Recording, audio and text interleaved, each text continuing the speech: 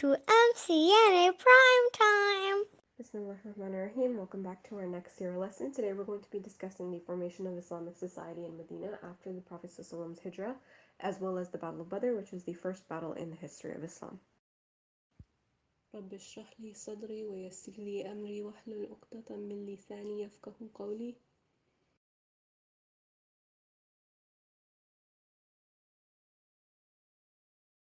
ربي زدني علما. So the first thing we're going to be discussing is how the Prophet structured an Islamic society. As you all know from the last lesson, the Prophet and many other Muslims from Quraysh made hijrah to Medina, where they would be able to live openly as Muslims without fear of persecution. So we're going to talk about that transition a little bit. The Prophet arrived in Medina on Friday Rabiul Awwal the 12th in the first year of Hijrah. AH means after Hijrah, which speaks to the significance of this event because it's what our entire Islamic calendar is based on. People greatly anticipated his arrival and celebrated with extreme excitement and delight when they finally saw him. They sung this very popular song that we're going to listen to on the next slide.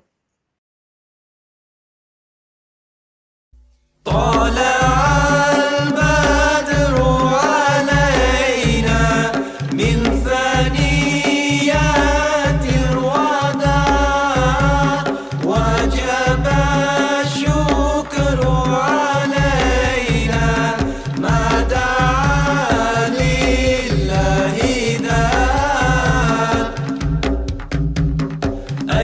The Prophet's first task in Medina was to establish the masjid. The Prophet's masjid was built where his camel knelt. When he arrived, everyone was pulling at the Prophet, pulling at his camel, asking them to come stay with them, because obviously that would be a great honor. But he told them to let the she-camel follow her path, for she is guided by Allah. So eventually the camel did kneel, and the land where the masjid was to be built belonged to two orphan boys, and the Prophet ﷺ purchased the land from them. And he resided temporarily in the house of Abu Ayyub Ansari, who was very clever, and instead of pulling at the Prophet's camel, he took the saddle off of the camel and started taking it to his home. And the Prophet ﷺ jokingly said that he has to go where his saddle is. Construction of the masjid began, and the walls were made with unbaked bricks of dirt and mud. The roof was constructed from branches and leaves to provide shade, and the tree trunks inside the masjid served as its pillars. The Prophet's house was constructed next to the masjid, and they also built a place called the Sufa, and this was a place for poor, unmarried, or unemployed companions that would basically spend time with the Prophet and memorize ayat from the Quran as they were revealed. Abu Huraira, who is known for narrating several hadith, was actually one of the companions that spent a lot of time being educated in Sufas. The Qibla was originally towards Bayt al-Maqdis in Jerusalem until later on, when an ayah revealed that the Qibla was to be changed to the direction of the Kaaba in Mecca. A photo of a diorama of what the Prophet's masjid would have looked like when it was originally constructed. As you can see, the Qibla is towards Masjid al-Aqsa in Jerusalem, which was also the Qibla of the Jewish tribes living in Medina at that time. The Prophet's house is on the side, and the Sufa is located at the back. And this is what it looked like after the Qibla was changed. So the Sufa was now on the other side, the Qibla was towards the Kaaba, and the Prophet's house was still where it was. The ayah commanding the change of the Qibla was actually revealed while they were in prayer. So within the prayer, the Prophet ﷺ and the Muslims behind him literally turned from one direction to another.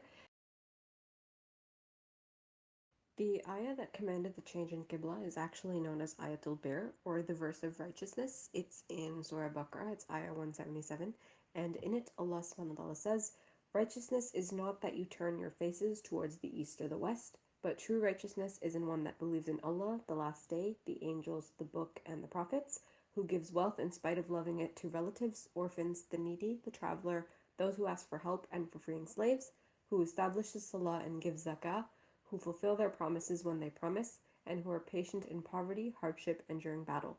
Those are the ones who have been true, and it is those who are the righteous." And one of the reasons that this ayah was revealed was because there were some Jewish people in Medina that were saying arrogantly that Muslims were establishing this new religion from Allah subhanahu wa ta'ala, but still facing the same Qibla as them. And in this verse, Allah subhanahu wa ta'ala tells us that facing a certain direction is not what makes a person righteous. What makes a person righteous is the right belief, the right actions, and the right character.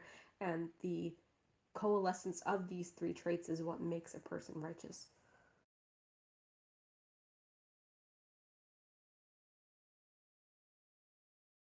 Now we're going to discuss a little bit about the people of Medina. There were three main groups that coexisted together in Medina. The first were Arab Madanese polytheist tribes, the second were Jewish tribes, and the last was Muslim tribes. So first we're going to look at the Arab Madanese polytheist tribes. So of the Arab polytheistic tribes, some of them were neutral towards Islam and the Prophet ﷺ, so they didn't accept Islam, but they weren't really opposed to it either. And some of them were inclined towards Islam, and eventually they did embrace it. And some of the Arab polytheist tribes inwardly harbored evil intentions toward the Prophet ﷺ and the Muslims, but outwardly they had to act friendly or even like Muslims, so i.e. they were hypocrites. One of the biggest hypocrites in Medina was Abdullah bin Ubay bin Salul, and he was the head of two tribes, Aus and Khazraj, and these two tribes used to harbor a lot of animosity and hatred towards each other before the Prophet's arrival in Medina. They were eventually integrated into the Ansar, which we will discuss shortly. So Aus and Khazraj were Muslim tribes. They accepted Islam before the Prophet's hijrah to Medina, but their head, Abdullah bin Ubay bin Salul, was known to us as the head of the hypocrites in Medina.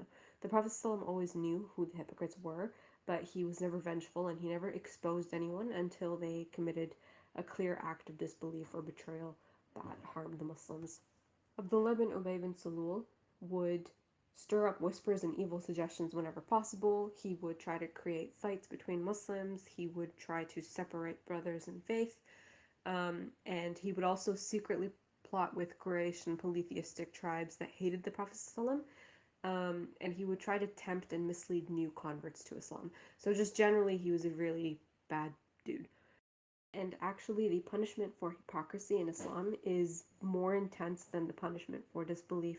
And there's a hadith from the Prophet ﷺ who says that there's 4 characteristics that if anyone possesses them, he possesses a characteristic of hypocrisy until he abandons it. And these 4 characteristics are: when he talks, he lies; when he makes a promise, he violates it; when he makes a covenant, he acts treacherously; and when he quarrels, he deviates from the truth. So it's important as Muslims to ensure that we have none of these qualities, and it also emphasizes how horrible of a sin hypocrisy is. And that was the Arab polytheist tribes. Now we're going to discuss the Jewish tribes. So there were 3 main Jewish tribes that lived in Medina after the Prophet ﷺ's migration. The first was Banu Qaynuqa. They were allied with the Khazraj tribe. The second were Banu Nadir, and the third were Banu Qurayza, and they were allied with Aus. We're not going to talk too much about these tribes in this lesson, but they will be important later on, so just keep them in mind. One of the first interactions the Prophet ﷺ had with the Jewish tribes was right after his hijrah, when he was approached by the most learned rabbi in Medina, whose name was Abdullah bin Salam. Abdullah bin Salam had heard that someone claiming to be a prophet was going to be arriving in Medina, and being very learned in the Jewish religion, he knew that they were expecting another prophet of Allah subhanahu wa ta'ala to appear, and he went to ascertain whether this person was truly a messenger, and he asked the Prophet ﷺ a couple of questions, and within minutes he knew that the Prophet ﷺ truly was a messenger of Allah subhanahu wa ta'ala, and he accepted Islam. But he told the Prophet ﷺ that if you tell my people that I accepted Islam, they're not going to speak favorably of me, and they'll tell lies about me. So the Prophet ﷺ summoned the Jewish people, and he asked them, who is this man, Abdullah bin Salam? And all of them affirmed that he was knowledgeable and righteous and wise. And so when the Prophet ﷺ revealed that he has accepted Islam and accepted me as the messenger of God, they all said the exact opposite of what they just said about him, and they abandoned him. Nevertheless, it was still pretty significant that the Prophet ﷺ was immediately accepted by one of the most learned Jewish leaders in Medina at that time. So now we're going to discuss the Muslim tribes in Medina. The first Muslim tribe that we're going to talk about is Al-Ansar, which literally means the helpers. They were settled, wealthy, and they accepted Islam while already living in Medina. So these were the people that were native to Medina, and they were Muslims. From the name, you might be wondering, who did they help? So this brings us to our second Muslim tribe, Al-Muhajirun, which translates to the emigrants. These were the Muslims that had to flee persecution and oppression in Mecca. So when they arrived in Medina, they were penniless, they were unemployed, a lot of them were weak. Most of them left everything behind because they had to escape in a hurry. So they didn't have any food, they didn't have any clothes, no livestock, no possessions, almost nothing.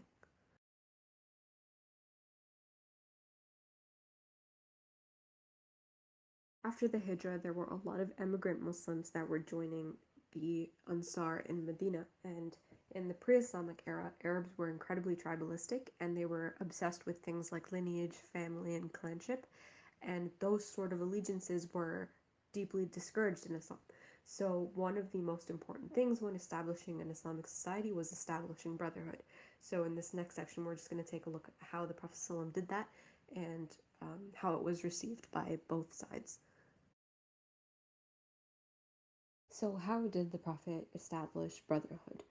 The first thing he did was he sort of paired off an Ansari with a Muhajir, and he made them brothers in faith. So they were supposed to help each other and support each other, and they did that as if they were family. In fact, they embraced each other despite being from separate clans, separate families, separate cities. They supported each other so much that they were actually allowed to inherit from each other. So if one of them passed away, they were allowed to inherit as if they were related, until a verse in the Quran was revealed that ended this practice and limited inheritance to blood relation. That's how close the brothers in faith were. Sa'd ibn Rabi'a was one of the wealthiest members of the Ansar, and he actually offered half of his wealth to his brother in faith, Abdurrahman bin Auf, who was a Muhajir. And despite this generosity, Abdurrahman bin Auf he refused, and he said, just tell me where the market is, because he was a merchant and he wanted to make his own living, and he eventually did, and he was able to make money and get married and settle in Medina. One of the most precious commodities in Medina were date groves, and that was actually how the Ansar made most of their money, and it was their highest yielding product in trade. And the Ansar actually approached the Prophet ﷺ, and they offered to donate half of their date groves to the Muhajirin, because they knew that a lot of them left their livestock and they left their farms in Mecca, so they wanted to donate their date groves so that the Muhajirin could make money off of them. The Prophet ﷺ didn't want to burden the Ansar too much, so instead the Muhajirin were able to work alongside the Ansar in the date groves, and they split the yields equally, which was a kind of cooperation that was never seen before in the Arab world, because they were very competitive in trade and in being the best clan and all of that stuff that we discussed before. So the only thing that connected them was their religion. Things like race, wealth, and status were below. They weren't considered as important as the fact that they were both Muslim. In Mecca, the Muslims were scattered, they were poor, weak, and they had no voice or power to live their lives the way they wanted. They strove to establish the key tenets of their faith in Mecca. So things like Shahada, rejecting shirk, and establishing Salah. That's actually why most Meccan surahs, the surahs that were revealed to the Prophet ﷺ while he was in Mecca, they pertain to things such as the oneness of God and how he should be worshipped, etc. Thanks to the selfless spirit of brotherhood in Medina, they could now establish a new homeland and live life in accordance with Allah's rules. So they could find work and raise their families in peace without worrying about being rejected or shunned or economically cut off like they were in Mecca. And most Madani surahs are actually about these kinds of topics. So challenges pertaining to society, economics, politics, and ethics, and like the specifics of worship and the technicalities. And this was actually a great blessing to be able to worry about these things instead of just worshipping Allah subhanahu wa ta'ala and trying to survive. So this was thanks to that spirit of brotherhood that the Muhajirun and the Ansar embraced and implemented, and that's why the Islamic society in Medina was able to prosper. In addition to brotherhood, the people of Medina implemented a lot of virtues, merits, and values that were held in high regard in their society based on the teachings and hadith of the Prophet ﷺ, including extend salam amongst yourselves, provide food to the needy, maintain your blood relations, and observe the night prayers. The Muslim is one from whose tongue and hands the Muslims are safe, so not harming your fellow believers with either your speech or your actions. None amongst you truly believes until he likes for his brother what he likes for himself, and he is not a perfect believer who goes to bed full and knows that his neighbor is hungry. So looking out for each other was very, very important. Charity erases sins just as water extinguishes fire, so looking out for the people that are needy and don't have as much as you. Please keep in mind these are not directly quoted hadith, but you can find them with their sources on page 121 of The Sealed Nectar, which is a biography of the Prophet ﷺ's life, if you are interested in further study. Now we're going to discuss the Constitution of Medina, which was a legal charter that ratified the alliances of all tribes in Medina and listed the rules and values that they would all abide by. And we're not going to cover the whole thing because it was quite long, but we'll look at some of the key points in the next few slides. The charter pertained to all tribes coexisting within Medina, so all of the non-Muslim Arab tribes, the Muslim tribes, and the Jewish tribes. Some of the key provisions were the following. Tribes will come to each other's aid if attacked by a third party. None shall commit sins of prejudice against another. All of the signatories to the charter will commercially boycott Quraysh and abstain from extending them support. And finally, autonomy and freedom of religion. So this is the summary of the full Constitution of Medina. As you can see, it's still quite long, even though it's just a summary. But it basically had different provisions for all of the citizens, for just the Muslims, and for just the non-Muslims and the Jewish tribes. But the point is that everyone signed it, and they all agreed to coexist according to the laws and the provisions that were set forth in this constitution. Alright, now we can start talking about the events that preceded the Battle of Badr. There were a few, so let's begin. Soon after the Constitution of Medina was ratified, Abdullah bin Ubay bin Salul, the head of the hypocrites in Medina, received a secret ultimatum from Quraysh. In this message, the leaders of Quraysh commanded Abdullah bin Ubay bin Salul to either fight or expel the Prophet, otherwise Quraysh would fight him. Since the Prophet ﷺ arrived and ratified the Constitution of Medina, Abdullah bin Ubay bin Salul was bitter over losing his dominion over Aus and Khazraj. Before the Prophet ﷺ arrived, he was in charge and he could command them to do as he pleased. And now that the Prophet ﷺ was essentially head of state, he had no more power. So he was pretty bitter and he agreed to the Quraysh's demands. He began mobilizing his supporters, but before anything could happen, the Prophet ﷺ was informed and he was able to talk Abdullah bin Ubay bin Salul down. His followers were either too embarrassed or too reasonable to attempt any coup against the Prophet, but Abdullah bin Ubay bin Salul remained a secret ally of Quraysh and members of the Jewish tribes that wished the Prophet ﷺ harm. One of the companions of the Prophet ﷺ, Sa'ad bin Mu'adh, expressed an intention to go to Mecca and perform Umrah, and he was accompanied by another companion, Umayyah bin Khalaf. When they got to Mecca, however, he was prevented from entering the vicinity of the Kaaba by Abu Jahl, who said that he would have killed Sa'ad if Umayyah bin Khalaf wasn't protecting him. In return, Sa'ad bin Mu'adh threatened to cut off Mecca's caravans if any harm came to them. They returned to Medina in peace, but things were very tense as Quraysh had sent a message threatening to kill the Muslims in their new homeland. So the Prophet ﷺ verified this information from reliable sources and learned that Quraysh was indeed plotting something. So things were quite stressful from this point on. The Prophet Muhammad issued a state of alert in Medina as things were very tense.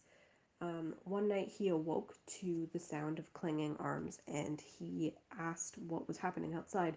And when he looked, it was Sa'd ibn Abi Waqqas, and he was serving as his sentry, as a guard, because he feared that harm would come to the Prophet while he slept. And the Prophet ﷺ thanked him and made dua for him and went back to sleep. Eventually, however, Allah subhanahu wa ta'ala revealed the following ayah. والله يعصمك من الناس إن الله لا يهدي القوم الكافرين. After this ayah was revealed, the Prophet Muhammad dismissed Sa'd ibn Abi Waqqas and all the other Muslims outside of his house, and things were a little bit less tense than they were before, now that the protection of Allah subhanahu wa ta'ala was guaranteed. Soon after, another verse was revealed that gave the Muslims permission to fight those that fought against them, and this was the ayah. أذن للذين يقاتلون بأنهم ظلموا وإن الله على نصرهم لقدير. The goal was to bring trade routes to Mecca under the control of the Muslims in Medina, and this would be accomplished in two ways. The first was to make peace treaties with the nearby tribes adjacent to those trade routes, and we know that the Prophet ﷺ and the Muslims had already made several peace treaties with their neighboring tribes in Medina. The second way was to deploy successive missions along those routes to intercept various caravans. So these were not really battles, at most they could be described as skirmishes. Why was it necessary to control the trade routes to Mecca? Well, firstly, keep in mind that Mecca was trading off a lot of the possessions and wealth that the Muhajirin left behind when they made Hijrah. Second, the power and strategy displayed by these missions would have a few results. One, it would deter the Quraysh from military action that could jeopardize the Muslims' livelihoods in Medina. Two, it would force Quraysh to cease persecution of Muslims still detained in Mecca. Finally, having control of the trade routes would allow the Prophet ﷺ to do dawah to any caravans that passed those trade routes, and this was ultimately his main mission. So now we're going to discuss some of these pre-Badr missions that were specifically aimed at intercepting various caravans on the trade routes. The first mission took place in Ramadan in the first year of Hijrah, and it was led by Hamza bin Abdul Muttalib, the Prophet's uncle, who took 30 Muhajirin to intercept a Quraysh caravan. When they got there, the clash was prevented by Majdi bin Amr, who was on good terms with both parties, so no fighting actually broke out. And it was in this mission that the Prophet ﷺ accredited the Muslims their first flag, and this flag was white in color. The second mission took place in the first year of Hijrah in the month of Shawwal, and it was led by Ubayd bin Harith, who led 60 Muhajirin to intercept a Quraysh caravan. They reached a place called Batan Rabeh, and they exchanged arrows with a caravan of over 200 men. Nobody was killed, and there was no actual fighting aside from this exchange of arrows. The third mission took place in Dhul Qaida in the first year of the Hijrah. Sa'd ibn Abi Waqqas led 20 horsemen to intercept a camel caravan from Quraysh. They rode for 5 days and they reached Al-Kharar, but the Quraysh caravan had already left, so they returned. The fourth mission took place in Safar in the second year of Hijrah. The Prophet ﷺ himself led 70 men to intercept a camel caravan from Quraysh. They reached a place called Wadan, but the Quraysh caravan had already left. Instead of returning to Medina right away, the Prophet ﷺ met with the nearby clan of Banu Damra and made a peace treaty with them, and this ensured mutual cooperation, support, and safety between Medina and Wadan. The fifth mission took place in Rabiul Awwal in the second year of the Hijrah, and the Prophet ﷺ again led 200 men to a place called Buwat to intercept a caravan, but the caravan had already left by the time they arrived, so they returned to Medina. In the same month, Rabiul Awwal in the second year of the Hijrah, a group of disbelievers led by a man named Garz bin Jabir raided the pastures and looted animals in Medina. In response to this, the Prophet ﷺ led 70 men until they reached Safwan near Badr, but they were unable to catch up with the looters and they had to return to Medina, but this was considered the preliminary event that led to the Battle of Badr. So this mission was actually a response. They were trying to catch up with the group of disbelievers that had stolen the animals from Medina. The seventh mission took place across the months Jamad al-Ula and Jamad al-Ukhra in the second year of the Hijrah. The Prophet ﷺ led 150 to 200 men to intercept a Quraysh caravan. They were able to reach a place called Dhil Ushayra, but the caravan had already left before they arrived. The Prophet ﷺ made a peace treaty with Bani Madlij, a nearby tribe, before he returned to Medina. The eighth and last mission before the Battle of Badr took place in Rajab in the second year of the Hijrah. Abdullah bin Jahash Asadi led 12 Muhajirun and was given a letter by the Prophet and told only to read it after they had been riding for 2 days. When he read it, it said to go to a place between Mecca and Taif called Nakhla and intercept a caravan that was headed to Quraysh and to determine their intentions. When they reached the caravan, they were not sure if they should engage, as it was the month of Rajab. Even in pre-Islamic times, the months of Rajab, Ramadan, Dhul Qa'dah, and Dhul Hijjah were considered sacred, and war was prohibited even for Quraysh. Eventually, after debating amongst themselves, the Muslims decided to engage and took 2 prisoners and collected some booty from the caravan. When they returned to Medina, the Prophet ﷺ disapproved of both acts and suspended action against the prisoners and the camels. The Quraysh took advantage of the Muslims' mistake and vilified them in the eyes of their fellow tribes for breaking the sanctity of the month of Rajab. Eventually, Allah subhanahu wa ta'ala revealed this ayah concerning this matter.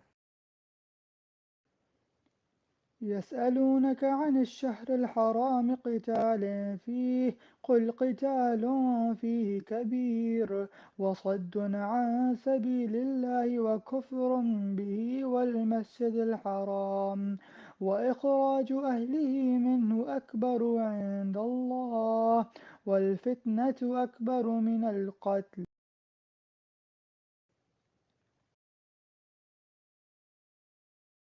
Essentially, what Allah subhanahu wa ta'ala said in this verse is that the Quraysh had committed far worse transgressions, like persecuting weak Muslims, forcing them out of their home, preventing access to the Kaaba, and targeting the Messenger of Allah subhanahu wa ta'ala. So finally, we can start discussing the Battle of Badr. As you guys are aware, this was the first major battle in the history of Islam, and it had major consequences for both Quraysh and the Muslims, and how it affected the rest of their interactions. In Ramadan, in the second year of Hijrah, 2 scouts overseeing the trade routes reported that Abu Sufyan was headed to Syria with a caravan worth 50,000 dinar, and that it was only guarded by 40 men and it was passing near Medina. Keep in mind that the Quraysh was trading the wealth and the property the Muhajirun were forced to leave behind in Mecca, and 50,000 dinar at that time was worth approximately $100,000 in this time. Upon hearing this news, the Prophet ﷺ urged the Muslims to intercept the caravan so they could make up some of their wealth, and they departed Medina with 313 men. They weren't particularly well equipped. They only had 2 horses and 70 camels, which they took turns riding in groups of 3. They marched towards Badr, and they sent 2 scouts to find Quraysh's camels when they reached As-Safra. Abu Sufyan, however, on his way back from Syria with the caravan, heard about this, and he paid someone to quickly ride ahead and tell Quraysh to send reinforcements. The man that he paid rode really, really quickly to Quraysh. He was really theatrical. He tore his shirt from the front and the back. He injured his camel. He turned the saddle upside down. He ran into the nobles of Quraysh and he said, "O Quraysh, your merchandise is being intercepted by the Prophet. I don't know what's happening to your stuff." Upon hearing this, all of Quraysh's nobles mustered their full force and called on their allies. They set out with 1,300 soldiers, 100 horses, and plenty of camels. Before they left, they were a little bit hesitant to leave Mecca, as they feared a rival clan might attack them from behind. However, Iblis appeared disguised as Seerah bin Malik, who was the chief of another clan, and assured them that they would not be attacked. So Shaitan himself was a part of this battle. While marching towards Badr, they received a message from Abu Sufyan saying he was safe, because what he'd done was he'd led the caravan away from the valley of Badr and he took it the long way around the Red Sea. So here is a map that will demonstrate what happened with the caravan. The original route of the caravan was back from Syria through the valley of Badr and straight on towards Mecca. However, since the Muslim army was waiting to ambush the caravan in the valley of Badr, Abu Sufyan took the caravan south and fled towards the Red Sea, meaning that they were out of danger and the reinforcements that he'd sent for from Quraysh were technically no longer needed.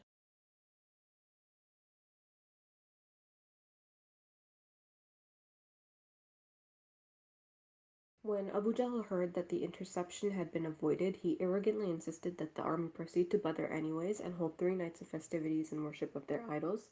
He wanted to show off in front of the Muslim forces that they could stay for 3 nights with food and entertainment and resources even when it wasn't necessary.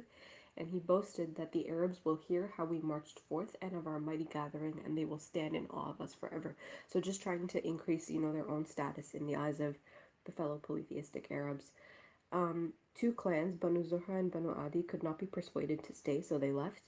So the remaining 1,000 soldiers proceeded to the valley of Badr, and they set up camp at Udwatul Quswa. And Abu Sufyan and the men with the caravan also joined the Meccan army. So this is just another map of the Valley of Badr, and this particularly is where the Meccan army set up their camp. Medina's scouts reported Quraysh's activities to the Prophet, and the Muslim army was a little bit concerned that Quraysh's army could still march on Medina at any moment if they decided to. So the Prophet ﷺ held a meeting to apprise everyone of the gravity of the situation and to ask for their counsel. Companions from the Muhajirun and the Ansar voiced their support and obedience for whatever the Prophet decided. Specifically, Al-Miqdad bin Amr said, O Messenger of Allah, proceed where Allah directs you to, for we are with you. We will not say to you like the children of Israel said to Musa, go you and your Lord and fight, and we will stay here. Rather, we will say, go you and your Lord and fight, and we will fight along with you. The Prophet ﷺ wanted to hear from the Ansar because it was kind of obvious that the Muhajirun would want to fight the Meccans because they had a bone to pick since they were persecuted and forced to flee their homeland. And Sa'd bin Mu'adh realized that the Prophet ﷺ wanted to hear from the Ansar, and the Prophet ﷺ said, yes, please tell me your opinion. And Sa'd said, O Prophet of Allah, we believe in you, and we testify that you are the true messenger of Allah. We bear witness that what you have been given is the truth. We give you our firm pledge of obedience and sacrifice. We will obey you most willingly in whatever you command us, and by Allah who has sent you with truth, if you ask us to cross this sea, we will do that most readily, and not a man of us will stay behind. We hope that Allah will show you through our hands those deeds of courage which will please your eyes. Kindly lead us to the battlefield in the name of Allah. So the Prophet ﷺ made the decision, and he sent Sa'd ibn Abi Waqqas, Ali ibn Abi Talib, al-Zubair al-Awwam as scouts, and they were able to ascertain the army's exact location and numbers. Additionally, Allah SWT sent rain, and it was made beneficial for the Muslims' camp and unbeneficial for the Quraysh. In fact, the next morning when they had to bring their horses up the mountain, it was extremely difficult for the Quraysh because it was all wet and slippery, and there was actually an ayah revealed about this.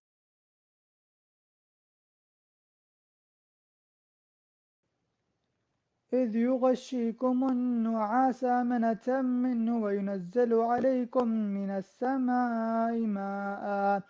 السماء ماء ليطهركم به ويذهب عنكم رجز الشيطان وليربط على قلوبكم ويثبت به الأقدام.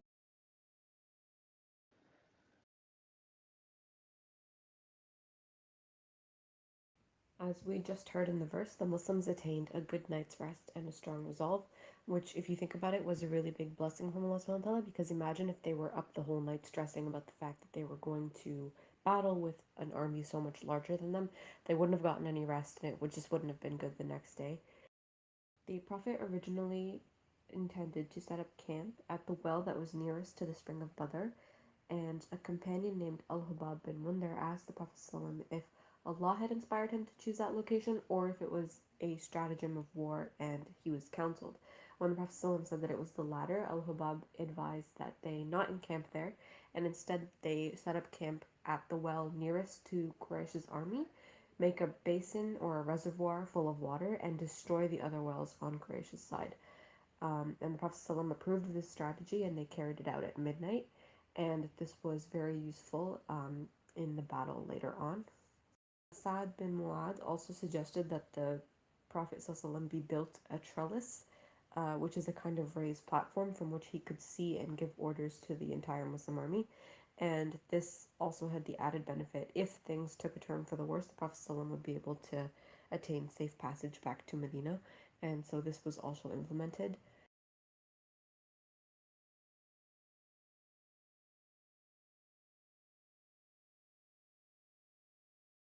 The Battle of Badr took place on Friday, Ramadan 17th in the second year of Hijrah.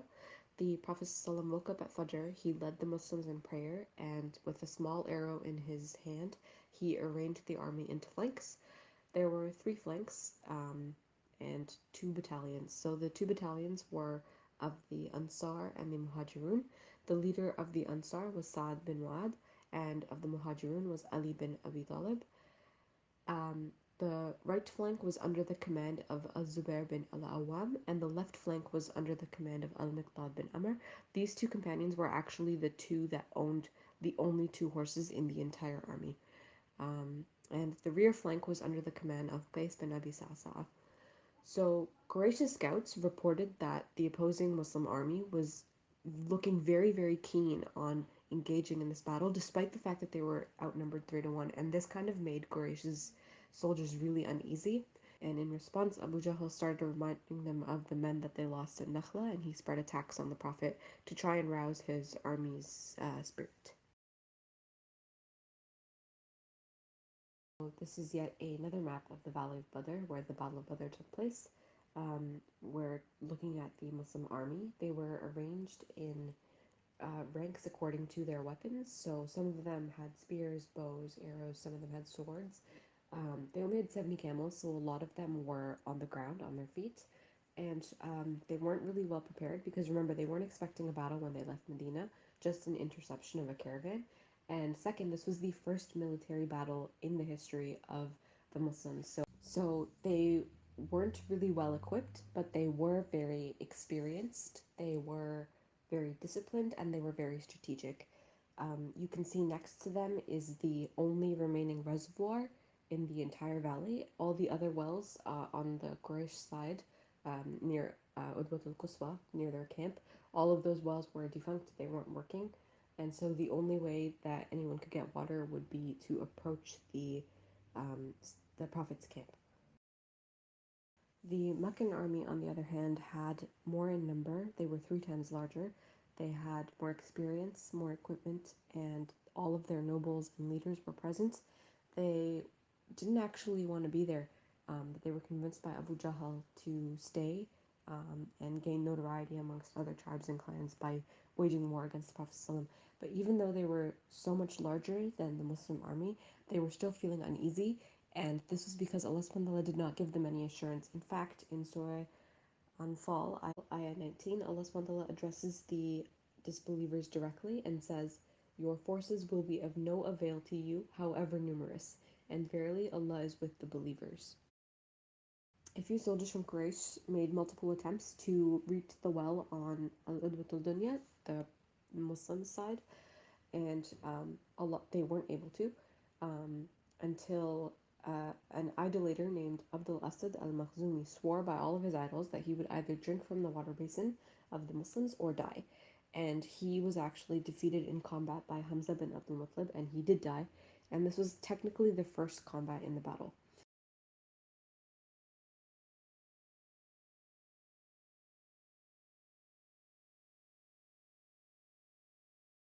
It was custom at that time to have a couple one-on-one duels before both armies launched their offensive or defensive attacks.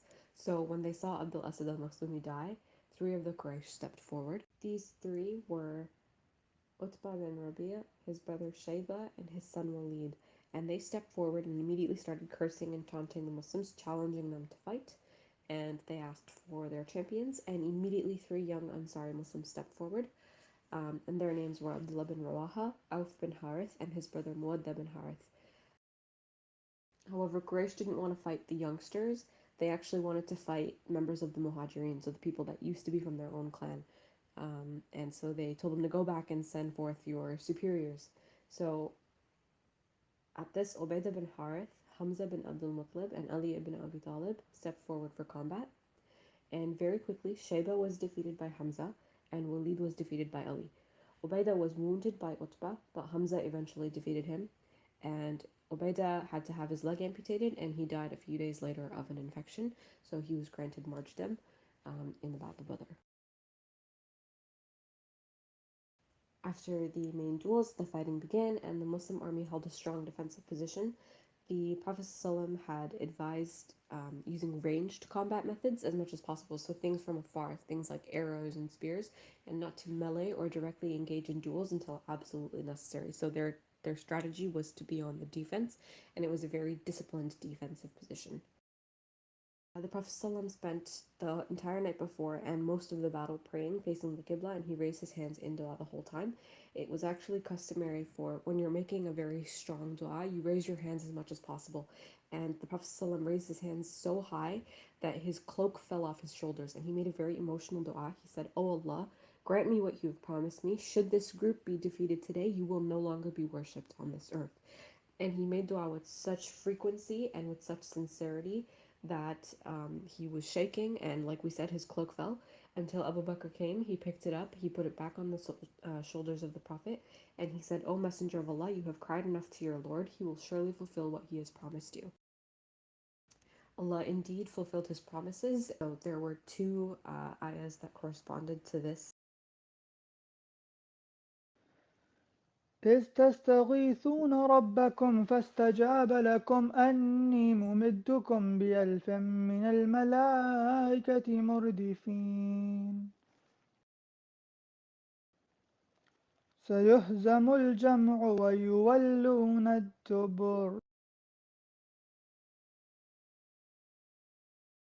The Prophet turned to his companion and said, "O Abu Bakr, glad tidings are here for you. Allah's victory has approached. By Allah, I can see Jibreel on his mare in a sandstorm." The Prophet picked up some dust and flung it towards Quraysh's army and said, "Confusion seized their faces." And suddenly a huge sandstorm started blowing towards the Quraysh, which reduced their visibility, caused them confusion and panic, and I'm pretty sure everyone knows what it's like to get sand in their eyes, but it doesn't feel good. And this allowed the Muslims to switch to an offensive position, and they were able to break the ranks and the formation of Quraysh's army. And in regards to the sandstorm, Allah subhanahu wa ta'ala revealed this ayah. وما رميت إذ رميت ولكن الله رمى. After a successful counterattack by the Muslims with the help of the sandstorm from Allah and his angels, the Quraysh army began to flee. They left their armors, weapons, tents, camels, horses, family members, everything behind. Abu Jahl was appalled, and he tried to get them to stop by appealing to their pride and tribalism, but it was too late, and he was abandoned on the battlefield. In fact, he was slain by Mu'ad bin Amr and Muwadda bin al-Arfa, and these were two young Muslims who were not even that experienced in battle. And later on, after the battle was over, the Prophet ﷺ looked at his body and he said, "This is the Fir'aun of this nation," which really drives home how evil this man was. Iblis, who was still disguised as Suraka bin Malik, ran into the sea upon seeing the angels helping the Muslims, because he was a jinn, so he could see the angels, and he was so terrified that he ran away from Jibreel saying, "I have been appointed a term," and he ran into the sea because he was so scared. In the end, over 24 notables and leaders of Quraysh were defeated, and after the battle was over, the Prophet ﷺ actually addressed each of them and said whose Lord was right and who was granted victory. And Abu Bakr actually asked him, "Are you talking to people that are dead?" And the Prophet ﷺ said that they can hear me, but they can't respond.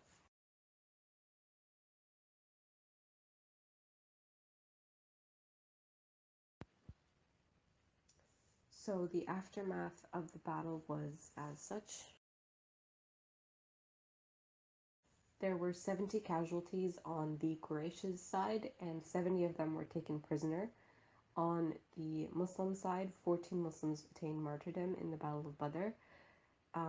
When the news reached Mecca, the remaining nobles were in disbelief upon hearing about their army's defeat. Nobody expected that a force of 1,000 people could ever lose to an army as small as 300. And Abu Lahab was so enraged that he abused a Muslim, Abu Rafi, and this actually upset al-Fadl, and she ended up hitting him in the head with a log, and he died a little bit later, and his body was covered in boils that smelled so bad that his own sons couldn't approach him to bury him, and instead they just kind of threw rocks at him until he was covered in.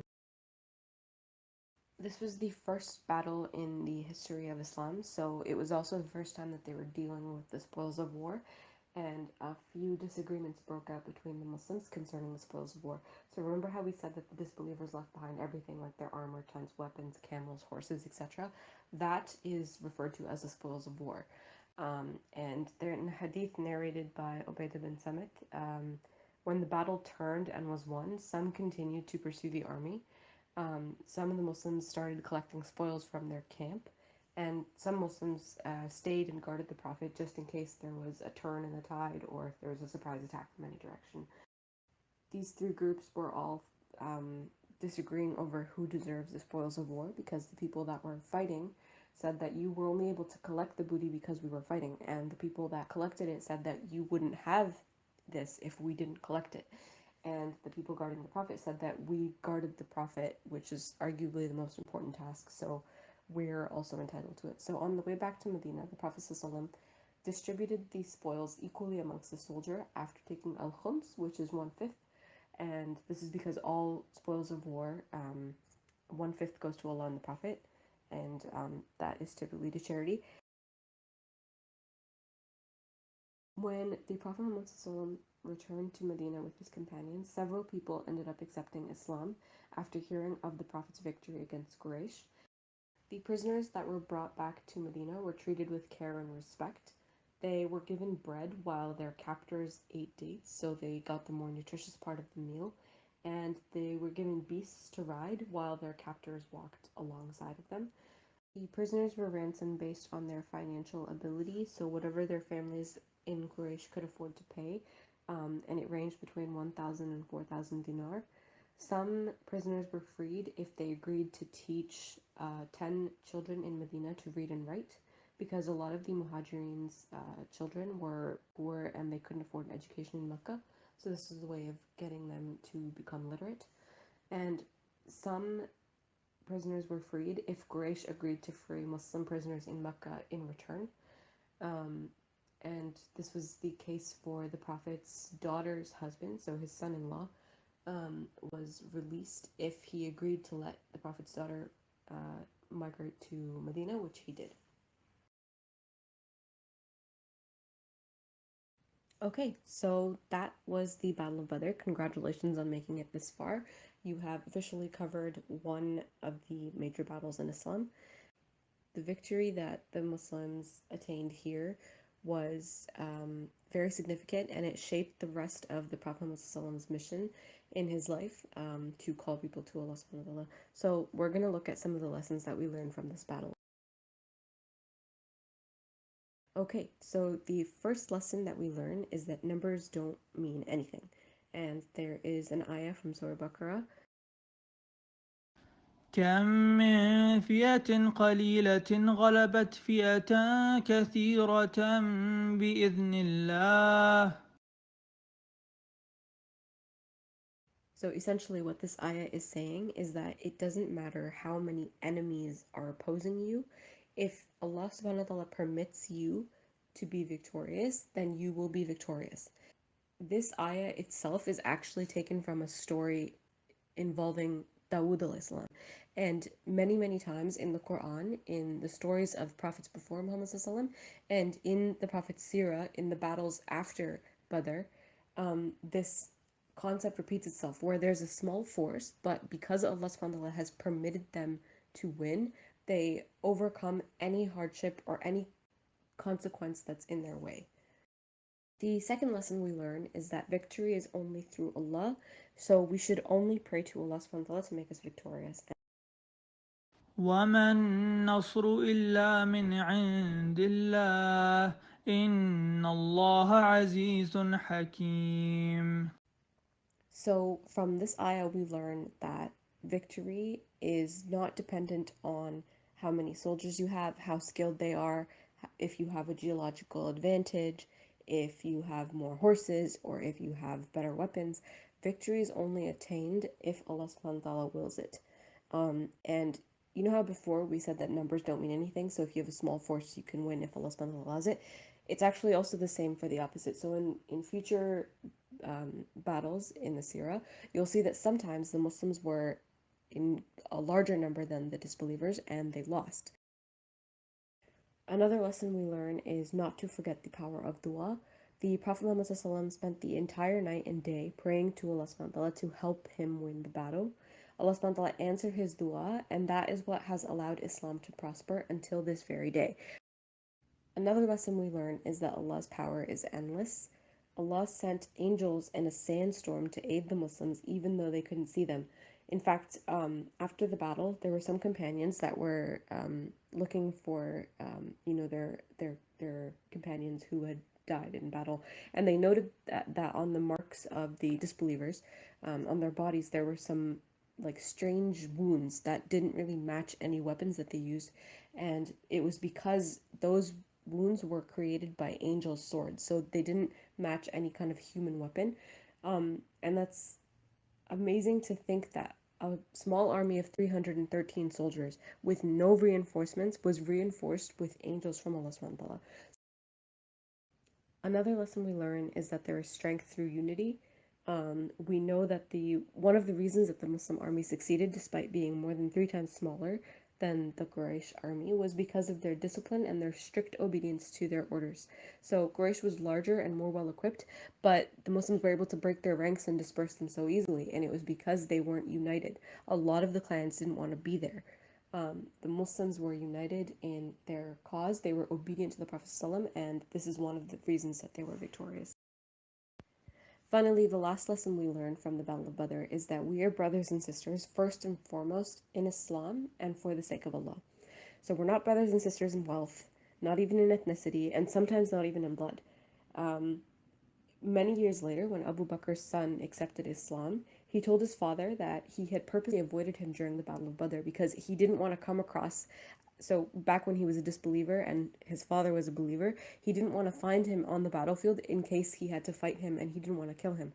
And Abu Bakr responded that if he had seen him and he was a disbeliever, he would have fought him until the very end, meaning that the blood relation is nothing compared to the relationship of brothers in faith.